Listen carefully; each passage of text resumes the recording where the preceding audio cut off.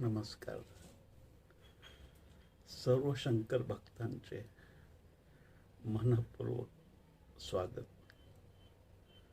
शंकर महाराज समजण्यासाठी जितके गूढ, अगम्य, रहस्यमयी आहेत, त्यांची सिद्ध वचने देखील तितकीच गूढ, मनाला निर्विचार स्थितीत नेणारी, समजण्यासाठी एका नवीन आयामात घेऊन जाणारी आणि तितकीच महत्त्वपूर्ण आणि क्रांतिकारी आहेत.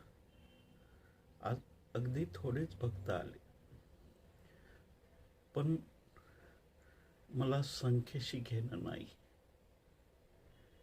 जे आले आहेत ते शंकर महाराजांवर प्रेम करणारे आणि त्यांच्या वचनांचा अर्थ समजून घेण्यासाठी आले आहेत.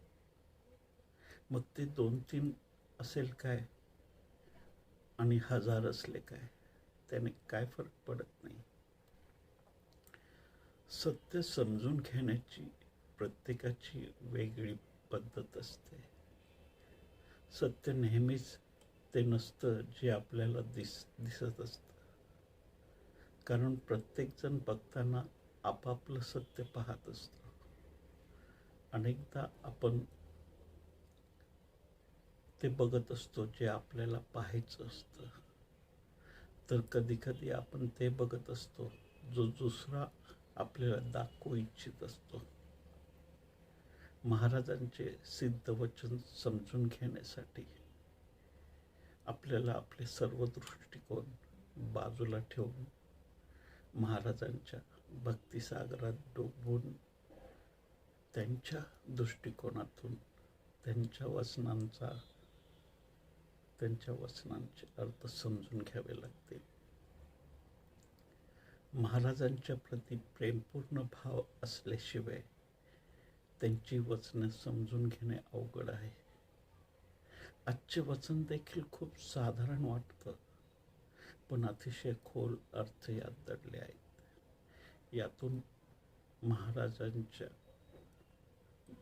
महाराज अस्तित्वाच्या एक रहस्यमयी सूत्र तुमच्या समोर उलगडतात. तुम्ही देखील तुमच्या हृदयाचे दार उघडे ठेवा, कारण प्रत्येक वचन बुद्धीने समजून घेण्याचा आपला प्रयत्न असतो, पण महाराजांचे वचन हृदयाशिवाय समजणं अशक्यप्राय आहे. सरकार म्हटलं तर तुम्हाला वाटेल महाराज राजकारण्यांविषयी बोलत असतील, पण तसं नाहीये.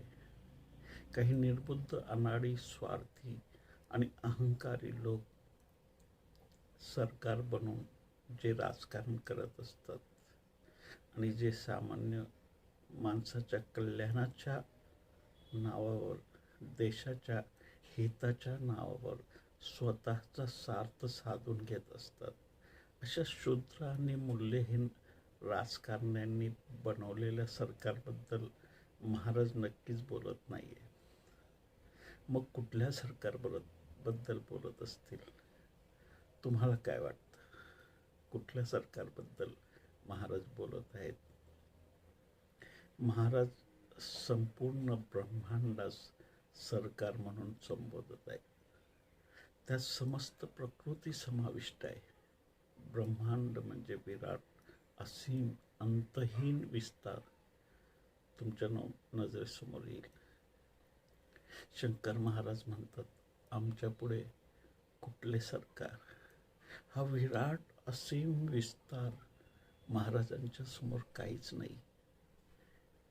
तुम्हाला सदर वचन अहंकारयुक्त वाटण्याची शक्यता आहे, पण अतिशय निरहंकार स्थितीतून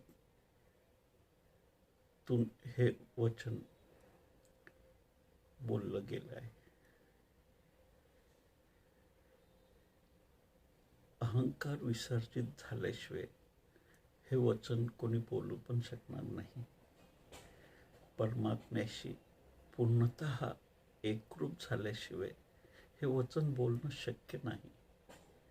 परमात्मा म्हणजे समग्रता, परमात्मा म्हणजे शून्यता. आणि या शून्यात असे हजारो लाखो ब्रह्मांड निर्मित होत असतात आणि नष्ट होत असतात. ब्रह्मांडाचे अस्तित्व परमात्म्याशिवाय शक्य नाही.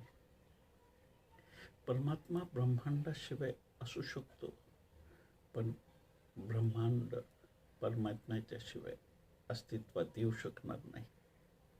जसं सागराच्या सतहावर लाटा निर्मित होतात, विरून जातात, पण त्यांच्या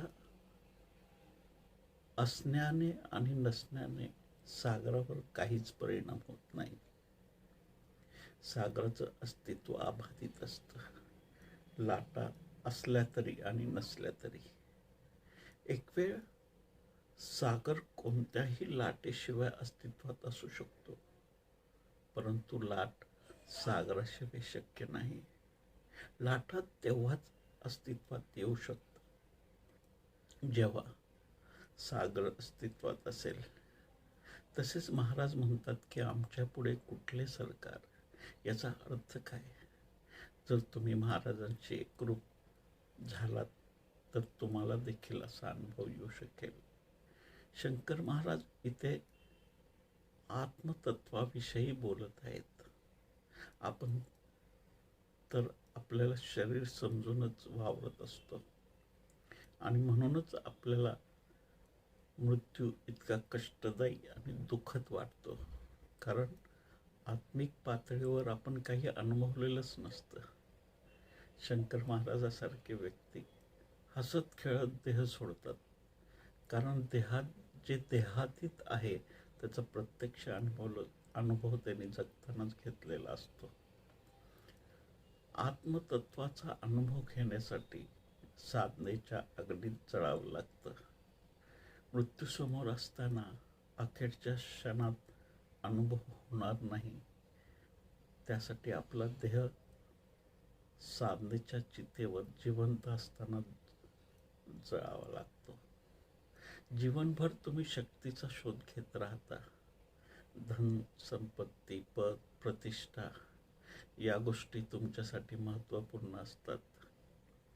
आणि अगदी शेवटच्या काळात मृत्यू समोर दिसत असताना तुम्हाला परमात्मा आठवतो, ज्याने जीवनभर त्याचे स्मरण केले आहे.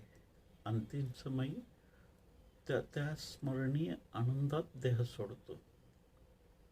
एक गोष्ट अजून स्पष्ट समजून घेतली पाहिजे, ती म्हणजे शंकर महाराज सरकार माझं आहे, सरकार माझ्यात आहे असं न म्हणता आमच्या पुढे कुठले सरकार असं म्हणत आहेत. कारण जर महाराजांनी असं म्हटलं असतं की माझे सरकार, जे हे ब्रह्मांड माझं, हा संसार माझा, ही प्रकृती देखील माझी, तर संभावना होती की तुम्ही म्हणाला असता ठीक आहे, मग आम्ही प्रकृतीत, संसारात, धनसंपत्ती, प्रतिष्ठा यात आनंद घेतो, कारण ते देखील तुमचं आहे. शंकर महाराजांना याची कल्पना आहे आणि म्हणूनच ते म्हणतात आमच्या पुढे कुठले सरकार. तुम्ही कुठल्याही कारणाने परमतत्व जाणण्यापासून दूर राहू नये म्हणून ते तुमच्याकडे निवडीची संधी देत नाहीत. अंतिम सत्य सांगून टाकतात, आमच्या पुढे कुठले सरकार. तुमची ओढ कायम राहावी, तुमची तहान धगधगत राहावी, तुमची सत्य जाणण्याची अभिप्सा अधिक तीव्र होत जावी, हा त्यांचा प्रामाणिक हेतू आहे. तुम्ही खूप सज्जन मनुष्य बनलात. शुभ आणि चांगलं जे जे आहे ते सर्व तुम्ही आत्मसात केलं, तरी देखील परमात्म्याशिवाय तुमचा चांगुलपणा, तुमची शुभता, तुमची सात्विकता, तुमची पवित्रता, तुमची पुण्यता कुचकामी निरर्थक आहे. परमात्मा एका अग्नीसारखं आहे. तिथे फक्त तुमचे पाप जळत नाहीत, तर तुमचे पुण्यही जळून जातात. तुमच्यातील वाईट नष्ट होतं असं नाही, तर तुमच्यातला चांगुलपणा देखील राख होऊन जातो. लक्षात ठेवा, परमात्मा व्यतिरिक्त तुम्ही जे काही उपलब्ध केलं असेल त्याचं मूल्य काहीच नाही. मग फरक पडत नाही तुम्ही जे प्राप्त केलं आहे ते शुभ आहे का अशुभ आहे. कारण अंतिम टप्प्यावर शुभता देखील अहंकारास कारणीभूत ठरू शकते. पुण्यता देखील अडसर ठरू शकते. सात्विकता सुद्धा अवरोध बनू शकते. शंकर महाराज जे अंतिम शिखर आहे तिकडे इशारा करत आहेत. मनुष्याची जीवनाचे केंद्रीय विचार कोणते आहेत? दिवसभरात असा कोणता विचार आहे जिथे तुम्ही परत परत येता? तो परमात्म्याशिवाय अन्य कोणता असेल तर तुम्हाला तुमच्या अभिप्सेवर अजून अधिक काम करावं लागेल. तुम्ही जसे आहात तसेच राहून बदल घडणार नाही. एक आमूलाग्र रूपांतरण होणं आवश्यक आहे. सत्य काय आहे हे तुम्ही इतरांचं ऐकून ठरवू नये, तो तुमचा अनुभव झाला पाहिजे. सत्य प्रत्येकजण आपापल्या पद्धतीने सांगतच असतं आणि ते सत्य असेलच असं नाही.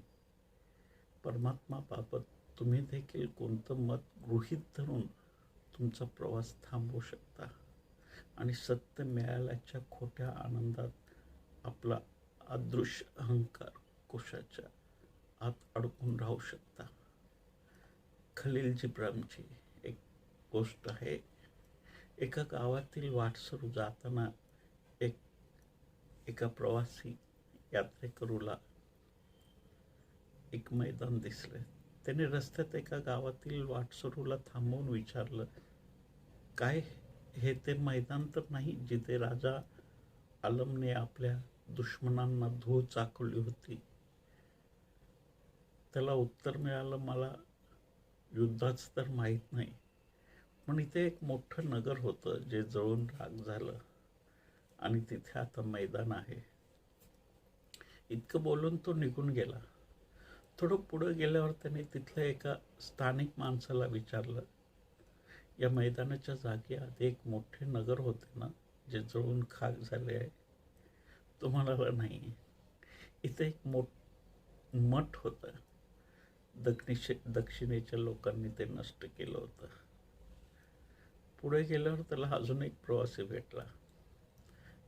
त्याने त्याला प्रश्न केला, या जागेवर आधी एक मोठा मठ होता जिथे आता मैदान आहे? तो म्हणाला, मठ वगैरे मला माहीत नाही. आमचे दादा परदादा सांगायचे की इथे एक मोठा तारा तुटून पडला होता. तो यात्रेकरू संभ्रमात पडला. त्याला एक वृद्ध साधू झाडाखाली बसलेला दिसला. त्याने त्यांना विचारलं, मला गावातील लोकांनी या मैदानाबाबत वेगवेगळ्या गोष्टी सांगितल्या. प्रत्येकाने पहिल्याने सांगितलेले चुकीचं ठरवून नवीन माहिती मला सांगितली. खरं काय आहे? साधू म्हणाला, मित्र, प्रत्येकाने जे जे घडत आहे ते सांगितलं, पण आमच्यासारखे काही विरळेच असतात जे भिन्न भिन्न यथार्थ जोडून वास्तविक सत्यापर्यंत पोहोचू शकतात. सत्य दुसऱ्याच्या नजरेतून पाहता येऊ शकत नाही. ते स्वतः अनुभवावं लागतं आणि त्या प्रवासात एक आमूलाग्र रूपांतरण घटित होतं आणि त्या रूपांतरण प्रक्रियेसाठी महाराज तुम्हाला तयार करत आहेत. तुम्ही ब्रह्मांडात शोधत राहिलात तर शंकर महाराज तुम्हाला भेटणार नाहीत आणि शंकर महाराजांना तुम्ही प्राप्त केलं तर सगळं ब्रह्मांड तुमचं होऊन जाईल. आमच्या पुढे कुठले सरकार? तुम्ही सरकाराच्या मागे लागलात तर तुम्हाला शंकर महाराज गवसणार नाहीत, पण तुम्ही शंकराला समर्पित झालात तर सरकार तुमचं होऊन जाईल. यात्रेचा आरंभ करताना तुमच्या स्मरणात असलं पाहिजे की तुमच्याकडून चूक घडू नये याची सावधगिरी महाराज आधीच घेत आहेत. परमात्मा उपलब्ध झाला की सर्व काही तुमचं होऊन जातं. मग पाना फुलात, चंद्र तारकात, आकाशगंगेत, ब्रह्मांडात सर्वत्र त्याचेच दर्शन होऊ लागतं. एक असीम विशालता तुमच्या स्वतःमध्ये तुम्ही अनुभवता. सरकार महाराजांचंच आहे, पण तुम्ही त्यात अडकून राहिलात तर तुम्ही शंकरपर्यंत पोहोचू शकणार नाही. कारण आत्मतत्व अदृश्य आहे, परमात्मा अदृश्य आहे, प्रकृती दृश्यमान आहे, ब्रह्मांड दृश्यमान आहे. विज्ञान जे दृश्य आहे त्याचा शोध घेत राहतं आणि धर्म जे अदृश्य आहे ते जाणून घेण्याचा प्रयत्न करत असतं. शंकर महाराज तुम्हाला धर्माचं सूत्र देत आहेत. आमच्या पुढे कुठले सरकार? पदार्थाची रचना परमाणूपासून झाली आहे आणि परमाणूमध्ये इलेक्ट्रॉन, प्रोटॉन आणि न्यूट्रॉन कण आहेत. प्रोटॉन तथा न्यूट्रॉन परमाणूच्या केंद्रात स्थित असतात आणि इलेक्ट्रॉन आजूबाजूला वर्तुळाकार चक्र मारत असतात. ही प्रक्रिया आवडत चालू असते. म्हणजेच परमाणू गतिशील आहेत हे सिद्ध होतं. याचा एक अर्थ असाही होतो की विश्वात कुठलीच गोष्ट स्थिर नाही आहे, जड नाही, निर्जीव नाही. जे जे आहे ते सर्व चेतन आहे आणि जे मूळ चैतन्य आहे ते अदृश्य आहे, शून्यवत आहे. पण त्याच्याशिवाय जे दृश्य आहे ते अस्तित्वात आहे. जे तुम्हाला दिसतं त्याचं अस्तित्व त्यावेळेलाच तुम्हाला जाणवू शकतं ज्यावेळेला त्याच्या मागं अदृश्य आहे. त्या अदृश्याशिवाय, त्या शून्याशिवाय जे दृश्य आहे त्याचंही अस्तित्व राहणार नाही, उरणार नाही. शंकर महाराज जातात तुम्ही बाह्य स्तरावर गुंतून राहू शकता.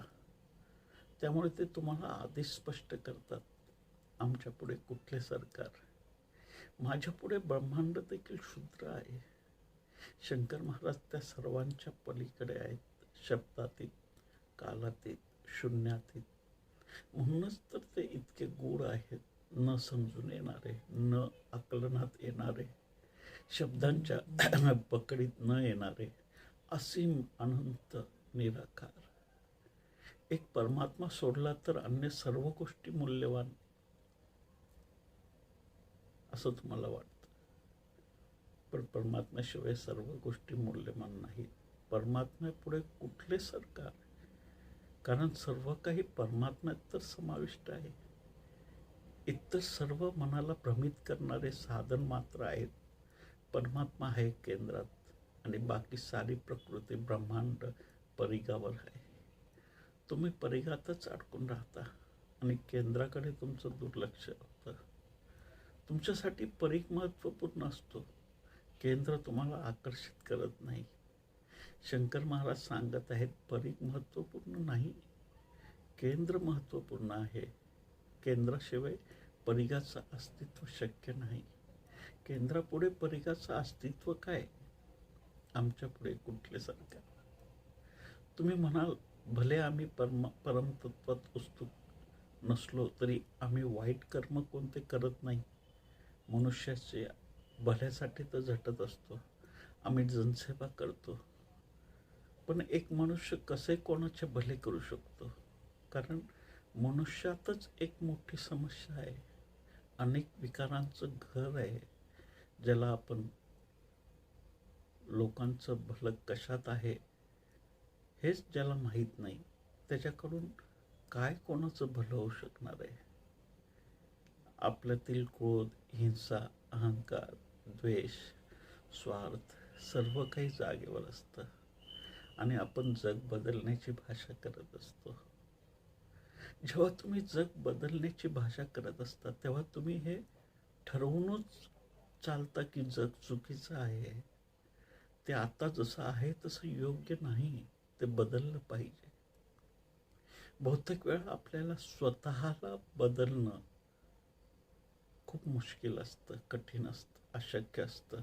तेव्हा आपण दुसऱ्यांना बदलण्याचा प्रयत्न करू लागतो आणि या प्रयत्नात आपण स्वतःचं बदलणं विसरून जातो. खलील जिब्रानची अजून एक प्रसिद्ध कथा आहे. नगरातील कुत्रे पौर्णिमेचं चंद्र बघून भुंकू लागली होती. सर्व नगरात त्या भुंकण्याने अशांती पसरली होती. त्यात फक्त एक कुत्रा होता, जो प्रत्येक भुंकणाऱ्या कुत्र्याला जाऊन भुंकू नका असं विनवत होता, सांगत होता. नगराची शांती भंग करू नका, चंद्राला पृथ्वीवर बोलवू नका. तो प्रत्येक भुंकणाऱ्या कुत्र्याला समूहास जाऊन हे समजवत होता, भुंकू नका, त्यामुळे आपली जात बदनाम झाली आहे. एक दिवस सर्व नगरभर शांतता पसरली. सर्व कुत्रे शांत झाले, कोणच भुंकत नव्हतं. केवळ एकाला सोडून, जो हे समजवण्यासाठी भुंकत होता की नगरात शांती कायम राहिली पाहिजे. प्रत्येक समाजसेवकाची अशी अवस्था झालेली आहे. लोकात शांतता नांदावी म्हणून ते गळा आवळून प्रार्थना करत असतात. समाज बदलण्याचा प्रयत्न करत असतात. समाज आहे तिथेच असतो, पण लोकांना बदलण्याच्या नादात समाजसेवक आपले दुःख, आपले पीडा, आपले संकट, आपली आपत्ती, आपली अस्वस्थता, आपली समस्या, आपल्या स्वतःची अशांती विसरून जात असतो. समाजसेवक काही चुकीचे करत आहेत असं मी म्हणत नाही. कोणी रुग्णांची सेवा करत आहे, कोणी अडचणीत सापडल्यांची मदत करत आहे. कर्म तर चांगलेच करत आहेत. पण शंकर महाराज म्हणतात, तुम्ही चांगले कर्म केले तरी किंवा वाईट कर्म केले तरी तुम्ही ते प्रकृतीच्या अधीन राहून करत आहात. आणि परमात्मा प्रकृतीच्या पण पलीकडे आहे. तुमच्या चांगल्या आणि वाईट कर्माच्या पलीकडे आहे. पाप पुण्याच्या पलीकडे आहे. याचा सामान्य अर्थ असा होतो की तुम्ही केवळ वाईट कर्म बंद करून चांगले कर्म करणं एवढे पुरेसं नाही. तुम्हाला चांगल्या कर्माच्या पण पलीकडे जावं लागेल. शुभ कर्मातून देखील मुक्त व्हावं लागेल. वाईट कर्म सोडायला तर कोणीही तयार होईल, पण चांगल्या आणि शुभ कर्मातून मुक्त व्हायचं म्हणजे नेमकं काय करायचं? कोणते शुभ कर्म देखील करायचे नाहीत असा त्याचा अर्थ होत नाही. शंकर महाराजांना समजून घेताना ही चूक तुमच्याकडनं होऊ शकते. महाराज तुम्हाला प्राकृतिक गुणांचं अतिक्रमण करायला सांगत आहेत. महाराजांचा नेमका अर्थ काय आहे तो आधी नीट समजून घेण्याचा प्रयत्न करू.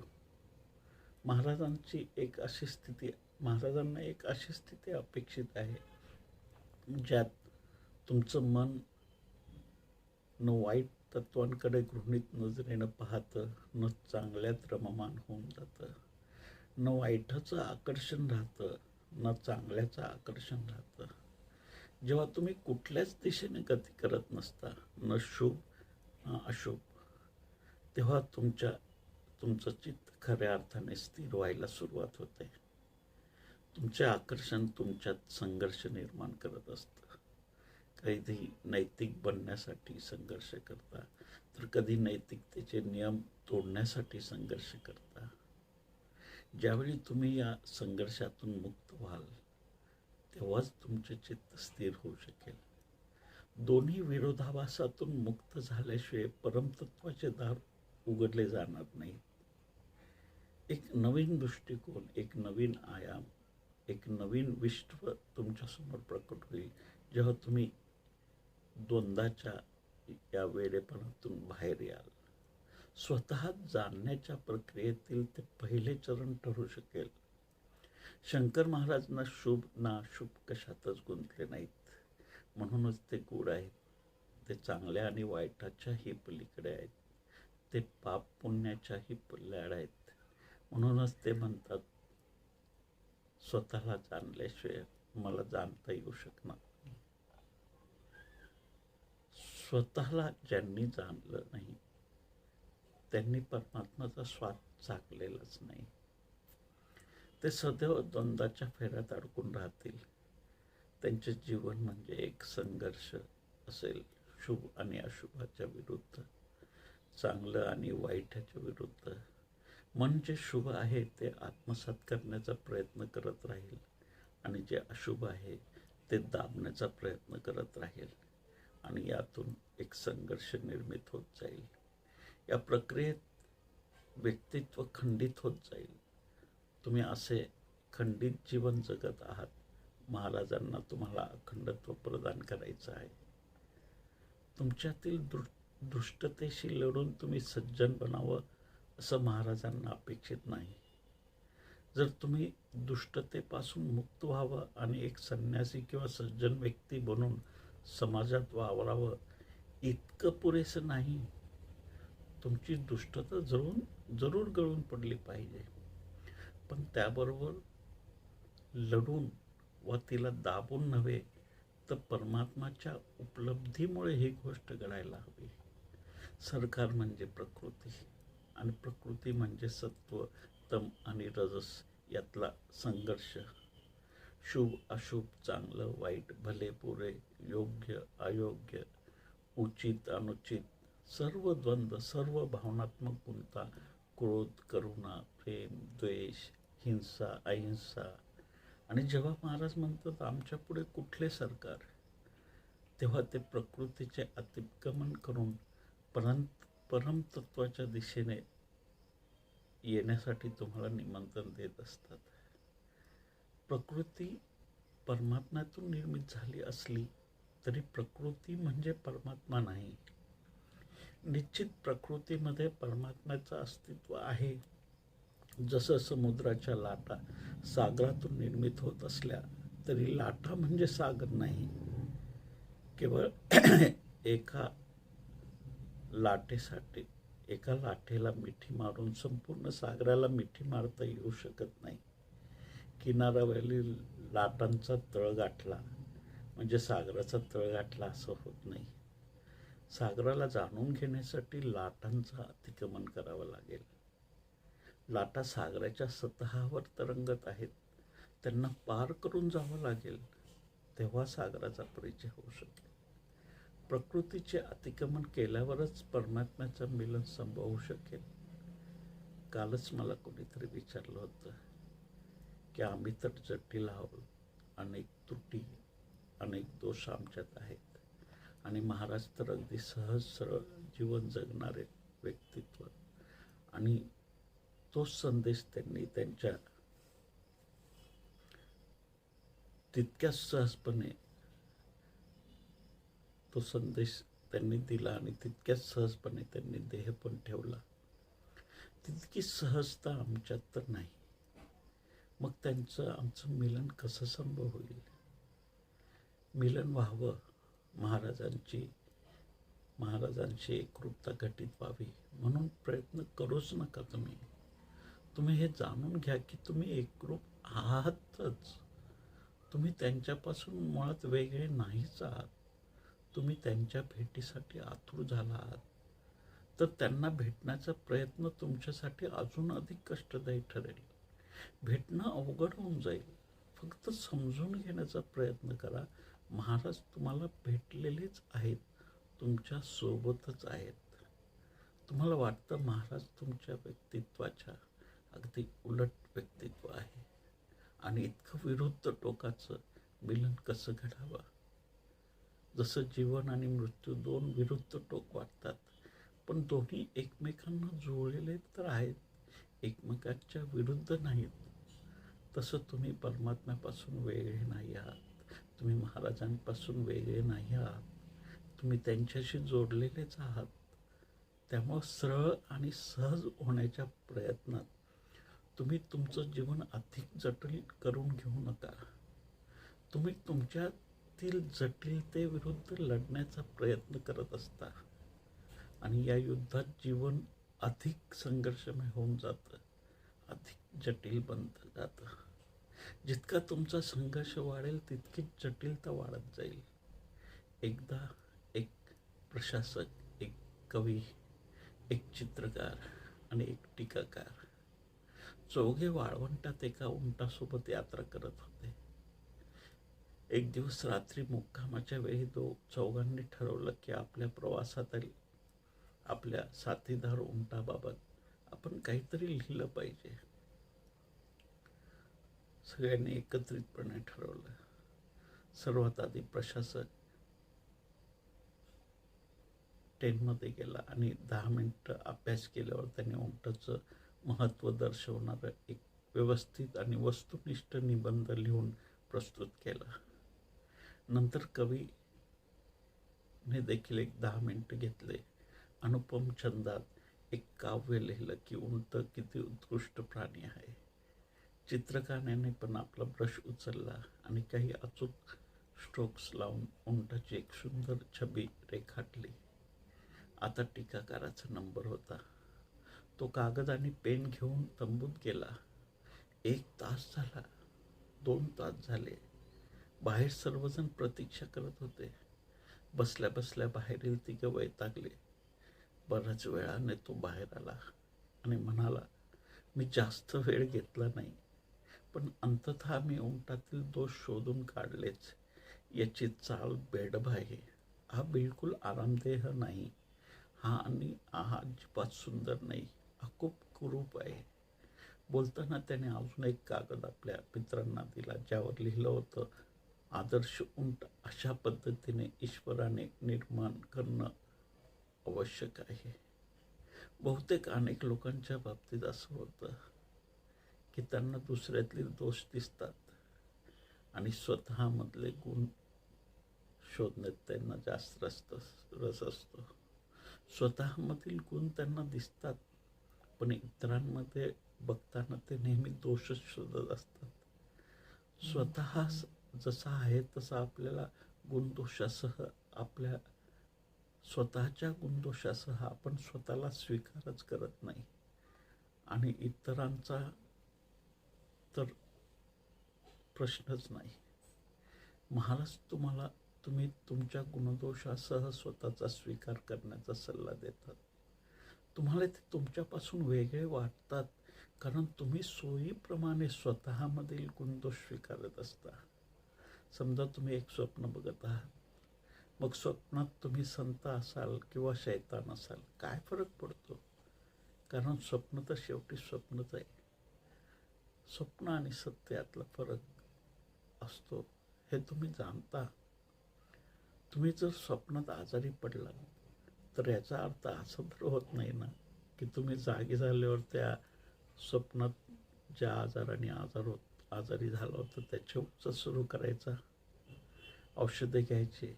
एका असत्याबरोबर तुम्ही युद्ध सुरू केलं की आणखी 10 असत्य निर्मित होत जातात. असत्याबरोबर लढायचं नाही, फक्त असत्य असत्य आहे इतकं जाणून घेणं पुरेसं आहे. तुम्ही देखील शंकर महाराजांचे इतके सहज आणि सरळ आहात. तुम्हाला स्वप्नातून जाग व्हायचं आहे. तुमची जटिलता स्वप्नवत आहे, सत्य नाही. तुमच्यात आणि परमात्म्यात कणभर देखील अंतर नाही. सर्व तुमच्या स्वप्नात निर्मित झालेलं अंतर आहे. तुम्हाला फक्त जाग होण्याची आवश्यकता आहे. तुम्ही स्वप्नात गलिच्छ आणि मळके कपडे घातलेत आणि स्वतःचाच खेळच करत राहिलात तर जागे झाल्यावर जे कपडे तुम्ही घातलेलेच नाही ते उतरवण्याचा प्रयत्न कराल का? फक्त जाणून घ्याल की तुम्ही एक स्वप्न बघत होता. आता स्वप्नातून जागे झाल्यावर तुम्हाला काही करायची गरज नाही. सर्व ध्यानविधी तुम्हाला जागे करण्यासाठी आहेत.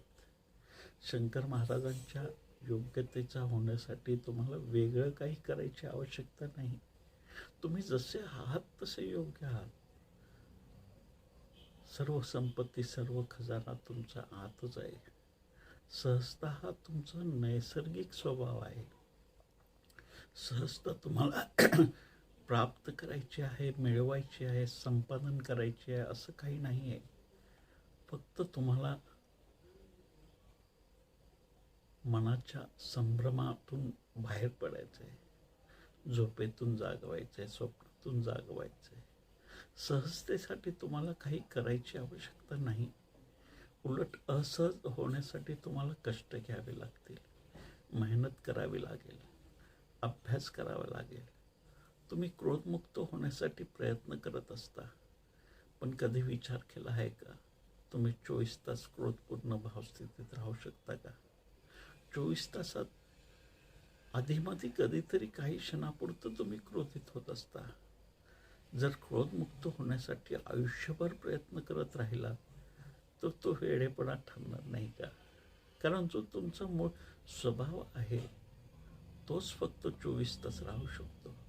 जो काही क्षणापुरतं येतो आणि जातो तो तुमचा स्वभाव तर मुळीच होऊ शकत नाही. ज्यावेळी तुम्ही क्रोधाशी लढत असता तेव्हा एका अर्थाने तुम्ही प्रकृतीबरोबरच लढत असता. कारण क्रोध ही प्रकृतीचाच एक भाग आहे. जेव्हा तुम्ही कामवासनेशी लढत असता तेव्हा तुम्ही प्रकृतीशीच लढत असता. कारण कामवासना देखील प्रकृतीचीच ऊर्जा आहे. तुमच्यातील असाधूशी तुम्ही लढून तुमच्यातील साधुता प्रकट होऊ शकणार नाही. आणि झालीच तर ती खूप कमजोर आणि कुमकुवत असेल. कारण प्रकृतीवर तुम्ही कधीच विजय प्राप्त करू शकत नाही. हा पण जर तुम्ही परमशक्तीशी एकरूप झालात तर प्रकृतीच तुमच्या समोर हारून जाईल.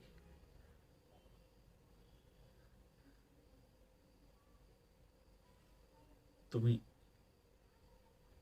साधुता आणि असाधुता दोन्हीपासून मुक्त होऊन जाल आणि परमतत्वात स्थिर होऊन जाल. महाराजांचं हे सिद्ध वचन लक्षात ठेवा. आमच्या पुढे कुठले सरकार. तुम्ही प्रकृतीशी लढण्यात आपली ऊर्जा वाया घालवू नका. महाराजांची मदत घ्या. त्यांच्यासमोर प्रकृतीचं काहीच चालू शकणार नाही. आणि महाराजांची शक्ती त्यांची ऊर्जा मिळवायची असेल तर बिनशर्त समग्र समर्पण हा एकमेव उपाय आहे. शंकर महाराजांना समर्पित झाल्याशिवाय प्रकृतीशी लढण्याची गरज, समर्पित झाल्यावर महाराजांना समर्पित झाल्यावर प्रकृतीशी लढण्याची गरजच उरणार नाही. कारण प्रकृती स्वतः शांत होऊन जाईल आणि तुमच्याशी सहयोग करू लागेल.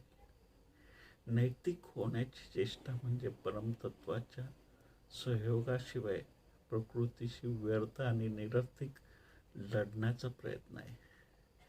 प्रकृती तुमच्या पुढे शक्तिशाली आहे. त्यामुळे तुम्ही प्रकृतीशी लढत राहिलात तर तुमची उरली सुरची ऊर्जा तुम्ही व्यर्थ घालवाल.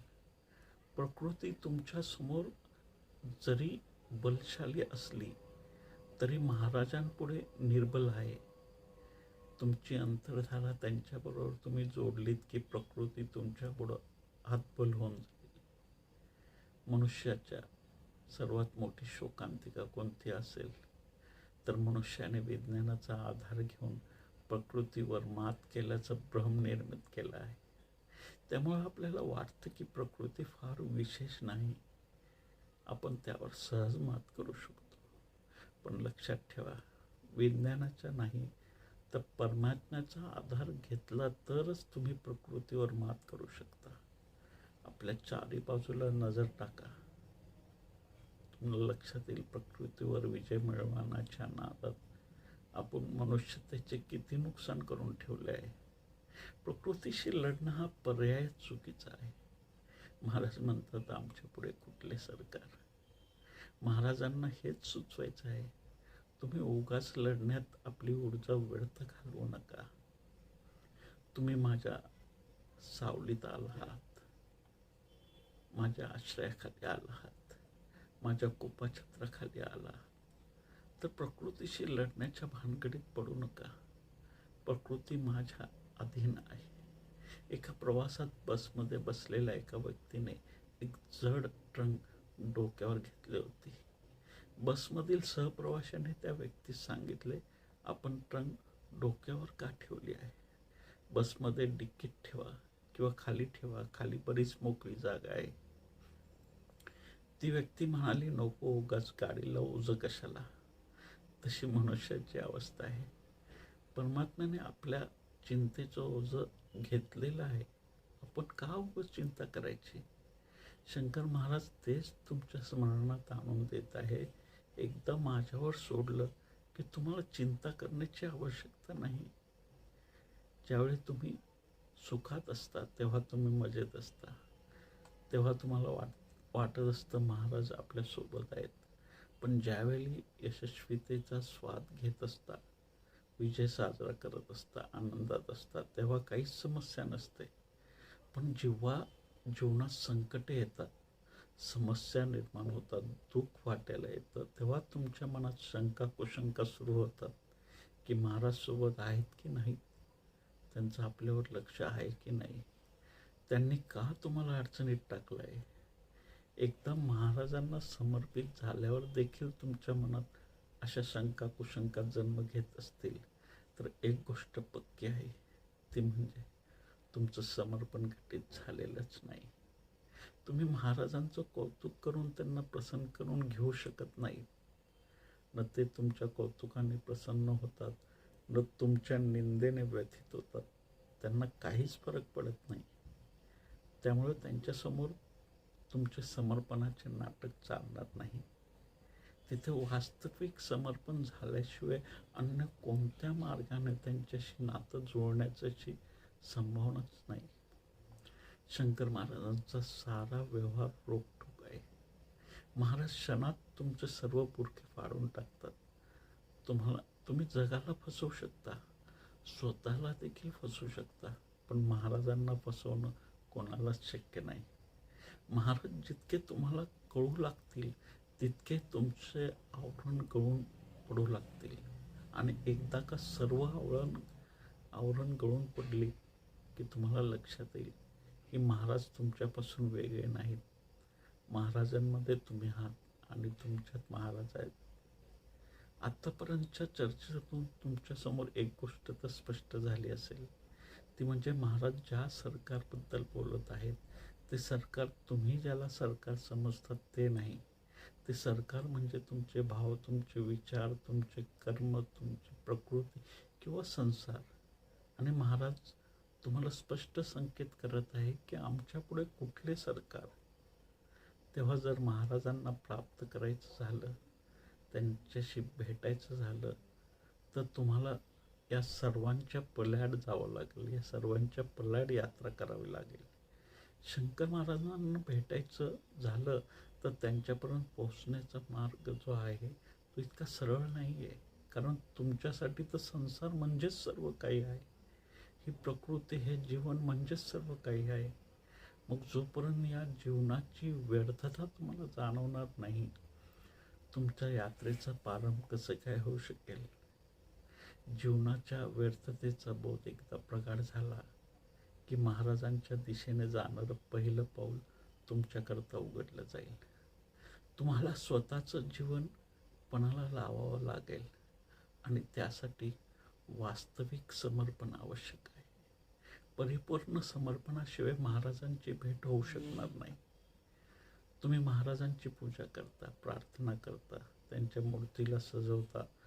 तुम्हाला काय वाटतं, महाराजांना भेटण्यासाठी इतकं पुरेसं आहे? तुमच्या पूजा प्रार्थना पूर्णता असली तर केव्हाच तुमची भेट झाली असती. भेट होत नाही, झाली नाही, कारण तुमचं समर्पण परिपूर्ण नाही. तुम्ही स्वतःला पणाला लावलेलं नाही आहे. तुमचा संसारातील रस कायम आहे. तुम्हाला असं वाटतं की आपण संसारात काहीतरी मिळवू शकतो, काहीतरी प्राप्त करू शकतो. तुमच्या इच्छा, आकांक्षा याच तुमच्या प्रार्थनेतून प्रकट होत असतात. आता तर तुम्ही लाभ आणि हानीच्या झुल्यावर झुलत आहात. तुम्ही स्वतः समजदार समजता आणि तुमचा हा शहाणपणाच तुमच्या आणि महाराजांच्या भेटीत अडसर ठरत असतो. महाराजांना फक्त प्रेमाची भाषा कळते. त्यांच्यासमोर तुमची हुशारी कुचकामी आहे. त्यामुळे ज्या पूजा प्रार्थनेत प्रेमाचा गंध नसेल ती महाराजांपुढे व्यर्थ होऊन जाईल. लक्षात ठेवा, तुमच्यासाठी संसार म्हणजे सर्व काही असेल तर महाराजांना भेटण्याचं घाई करू नका. अजून थोडा संसाराचा आनंद घ्या. ज्या दिवशी महाराजांच्या पुढे संसार व्यर्थ वाटू लागेल तेव्हा तुमच्या खऱ्या यात्रेचा प्रारंभ झाला असं म्हणता येईल. शंकर महाराजांच्या व्यतिरिक्त अन्य कुठल्याही गोष्टी तुमच्यासाठी महत्त्वपूर्ण असतील, महाराज अंतिम पडाव आहेत. तुमचं अंतिम ठिकाण म्हणजे परमात्मा. अजून एक गोष्ट नीट लक्षात घ्या, जेव्हा मी संसार व्यर्थतेबद्दल बोलत आहे तेव्हा तुम्ही अशी चुकीचा अर्थ काढू नका की मुलाबाळांना सोडायचे, आईवडिलांना सोडायचे, पत्नीला सोडायचे. संसार तुमच्या कुटुंबात नाही, तुमच्या पत्नीमध्ये, तुमच्या मुलांमध्ये, तुमच्या नोकरीमध्ये, तुमच्या व्यवसायामध्ये. महाराज ज्याला सरकार म्हणत आहेत, ज्याला संसार म्हणत आहेत, तो तुमच्या कुटुंबास, तुमच्या धनसंपत्तीस नाही. खरा संसार हा तुमच्या इच्छा आकांक्षेत आहे, तुमच्या विचारात आहे, तुमच्या कल्पनेत आहे, तुमच्या स्वप्नात आहे, तुमच्या तंद्रीत आहे. मला सुख पाहिजे, मला हे पाहिजे, मला ते पाहिजे, मला हे नको, मला ते नको. तुम्ही या ज्या मागण्या घेऊन जाता महाराजांकडे, या मागण्या व्यर्थ झाल्या, गळून पडल्या की महाराजांची छबी तुम्हाला दिसायला सुरू होईल. तुम्ही शंकर मठात असा किंवा घरात असाल, जेव्हा तुम्ही काहीतरी मागत असता तेव्हा तुम्ही संसार मागत असता, सरकार मागत असता. आणि शंकर महाराज म्हणतात, आमच्या पुढे कुठले सरकार? संसार तुमच्या आत आहे, संसार बाहेर कुठेतरी नाही.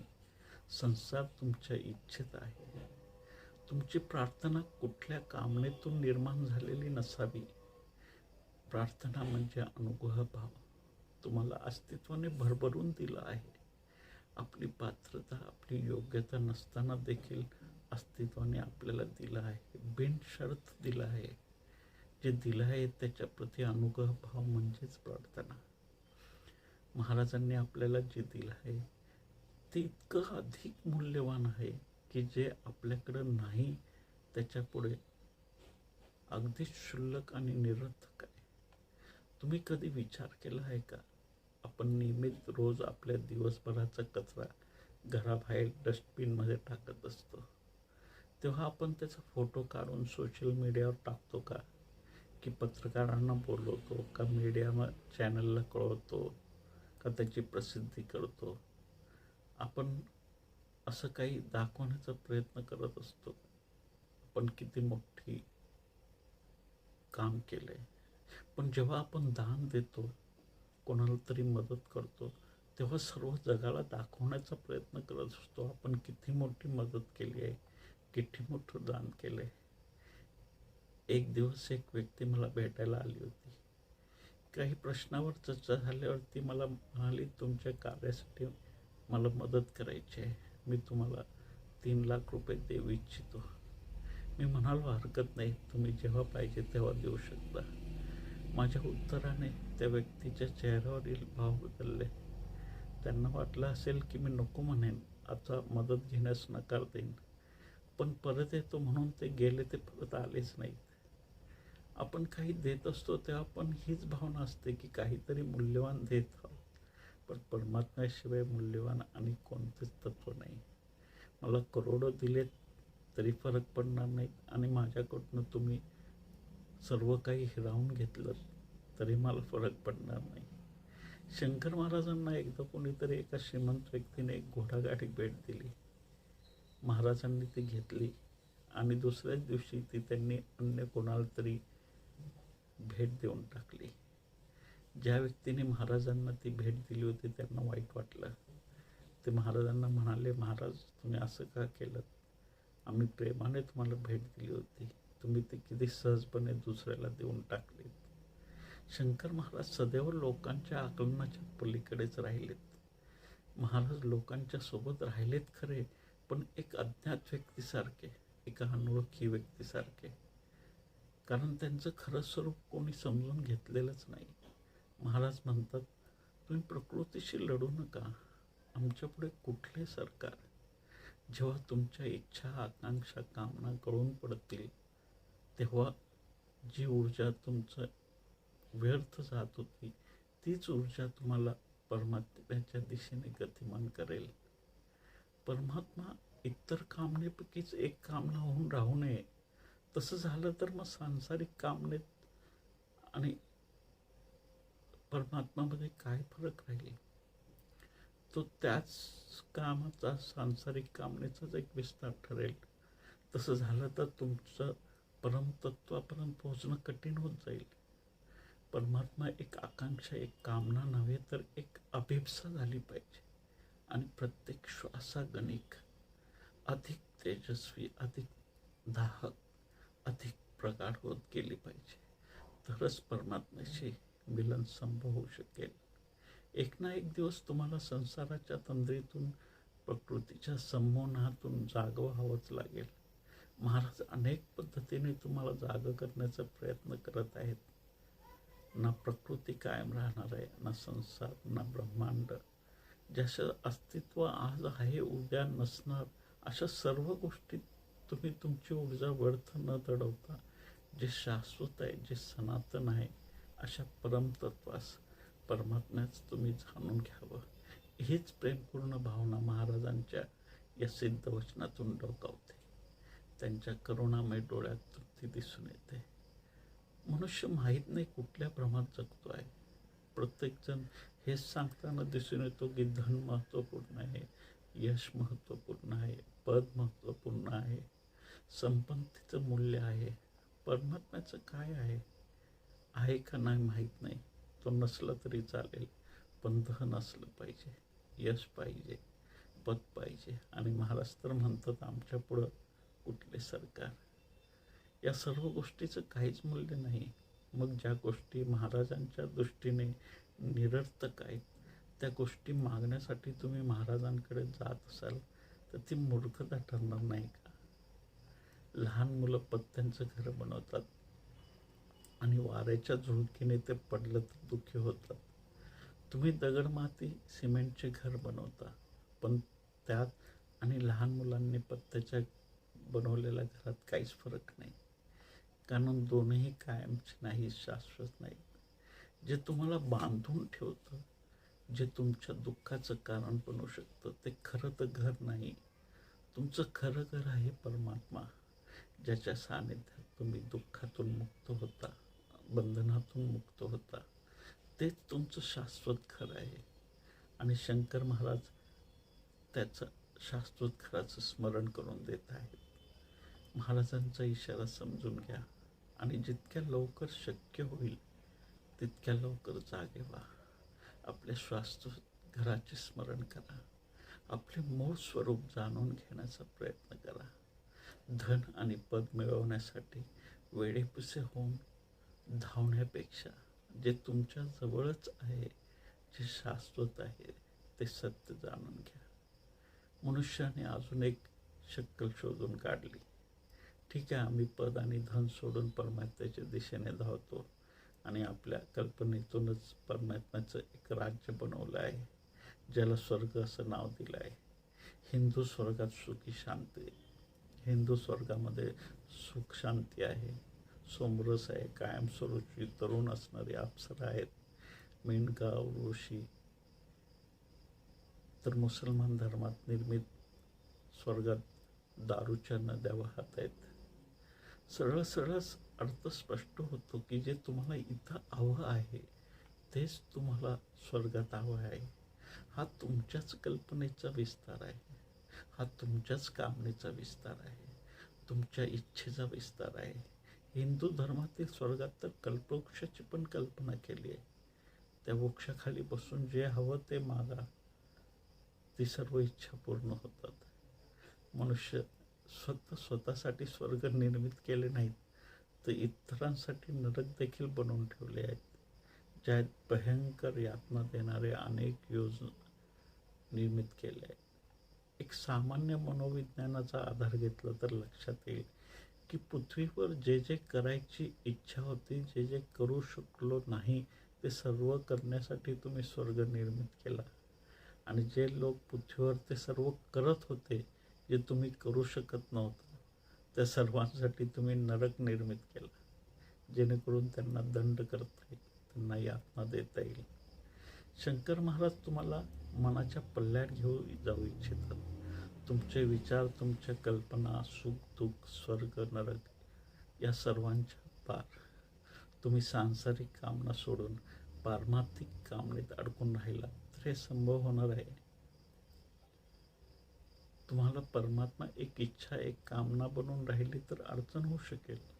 महाराजांचं म्हणणं आहे तुम्ही कामनेत अडकू नका.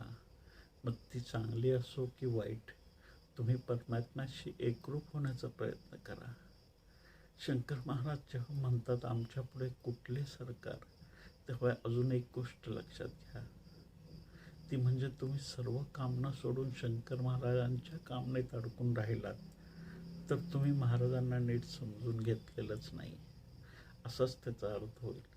तुम्ही इतर इच्छा आकांक्षा सोडून दिल्या म्हणजे आता महाराज तुम्हाला भेटतील इतकं ते सोपं नाही.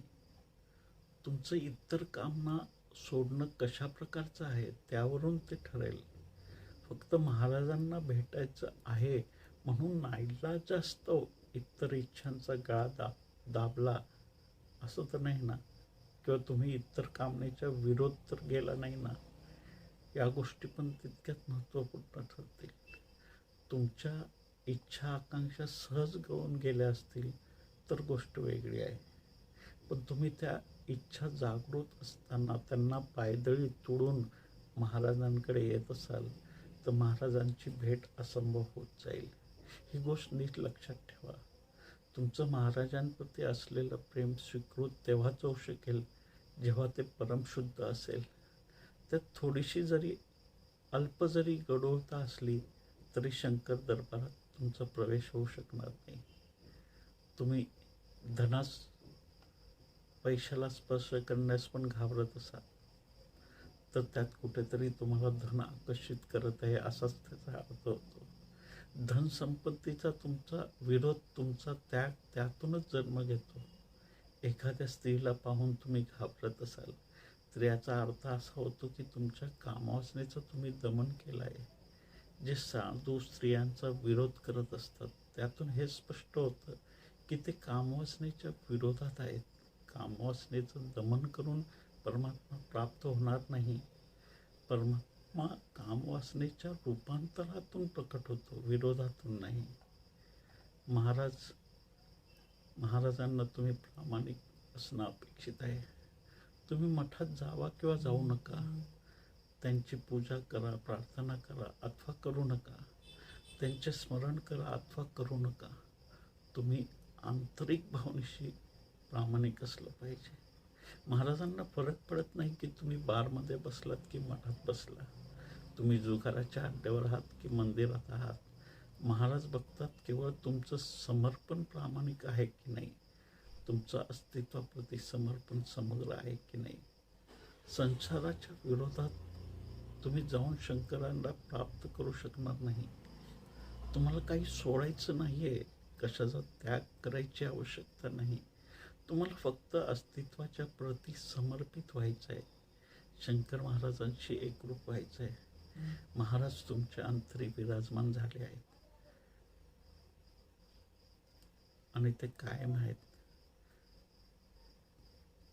कसलं आकर्षण, कशाचा विरोध, सर्वच तुमचं गळून पडलं पाहिजे. तेव्हा अजून एक गोष्ट तुमच्या लक्षात येईल, ती म्हणजे महाराजांना भेटण्यासाठी तुम्ही जे तळमळत आहात ते तुमच्या अंतरात स्वतः विराजमान आहेत. ज्यांना भेटण्यासाठी तुम्ही तळमळत आहात तेच तुमच्या अंतरात विराजमान आहेत. महाराजांना भेटण्यासाठी कुठल्या मठ मंदिरात जाण्याची गरज नाही. बस स्वतःमध्ये तुम्ही डुबकी मारा. महाराज तुमच्या अंतरात कायमच्या अस्तित्वात आहेत. तुम्ही त्यांना कोणत्याही क्षणात भेटू शकता. ज्याला तुम्ही अनंत काळापासून शोधत होता तो तुमच्याच अंतरी विराजमान आहे. हे सत्य लवकर तुमच्यासमोर प्रकट होईल. एकदा का हे सत्य प्रकट झालं की महाराजांची एकरूपता गठीत झाली समजा. तुमचं जीवन त्यांच्या प्रकाशात चमकू लागेल. तुमची मर्जी त्यांचीच मर्जी होऊन जाईल. तुम्ही स्वतःच्या मर्जीनुसार चालत नाही तर परमात्मा जसं चालवेल तसं चालू लागतात. त्यावेळी समाजाचं कोणतेही नीती नियम तुमच्यावर लागू होणार नाहीत. पण याचा अर्थ असा नाही की तुम्ही समाजाच्या विरोधात जाता. तुम्ही समाजासाठी अडचण बनत नाहीत तर समाजाचे आधारस्तंभ बनता. तुम्ही शास्त्रांना पुनर्जीवित करता. तुमच्यातून शास्त्रांची पुनर्निर्मिती होते. शास्त्रांचा खरा अर्थ तुमच्यासमोर प्रकट होतो. तुम्ही एक सामान्य जीवन जगता, पण त्या जीवनात एक सुगंध असतो, एक अलौकिक प्रकाश तुमच्या जीवनातून प्रभावित होऊ लागतो. जीवन एक अद्भुत सौंदर्याने भरून जातं. सगळे ताणतणाव गळून पडतात. जीवनातील व्यर्थता गळून जाते आणि जे सार्थक आहे ते प्रकटू लागतं. जीवन सहज सरळ बनून जातं. अगदी थोडक्या शब्दात सांगायचं झालं तर आमच्या पुढे कुठले सरकार, या सिद्ध वचनातून महाराज तुम्हाला सावध करत आहेत की तुम्ही व्यर्थ कुठली शक्ती मिळवण्यासाठी आपली ऊर्जा व्यर्थ वाया घालवू नका. शेवटी सर्व शक्ती महाराजांपुढे वळत आहे आणि एकदा का तुम्हाला महाराजांची एकरूपता साधता आली तर तुम्हाला ही गोष्ट जाणवेल आणि त्यावेळी तुमच्यातून देखील हे शब्द प्रकट होतील. आमच्या पुढे कुठले सरकार. मला कल्पना नाही या वचनातील गंभीरता अर्थ मी कितपर्यंत तुमच्यापर्यंत पोहोचू शकलो आहे, पण मी प्रामाणिक प्रयत्न केला. या वचनावरील जे मूळ रेकॉर्डिंग आहे ते थोडंसं अस्पष्ट आवाजात असल्यामुळे बरेच ठिकाणी गाळलेले शब्द भरावे तसं मला स्मरण राहिलं. तसं हे रेकॉर्डिंग करताना त्याची जाणीव ठेवून या गोष्टी पूर्ण केल्या. काही चुका, काही त्रुटी राहिल्या असतील तर क्षमा करा. आपण हे वचन समजून घेण्याची उत्सुकता, जो रस दाखवलात त्यासाठी मी आपला ऋणी आहे. महाराजांचं कार्य अतिशय विशाल आणि विराट आहे. आपल्याला महाराज जे समजले आहेत ते अंशभर आहेत आणि त्यांच्या सिद्ध वचनाच्या शब्दथेंबात पूर्ण महासागर सामावलेला आहे. या कणभर शब्दात संपूर्ण हिमालय समाहित आहे, संपूर्ण ब्रह्मांड समाविष्ट आहे आणि त्यातलं कणभर पण मी तुमच्यासमोर पोहोचू शकलो असेल तर मी स्वतः सौभाग्यशाली समजेल. तुम्ही शंकर महाराजांच्या प्रती दाखवलेल्या प्रेम आणि भक्तिभावनेसमोर मी नतमस्तक आहे. धन्यवाद.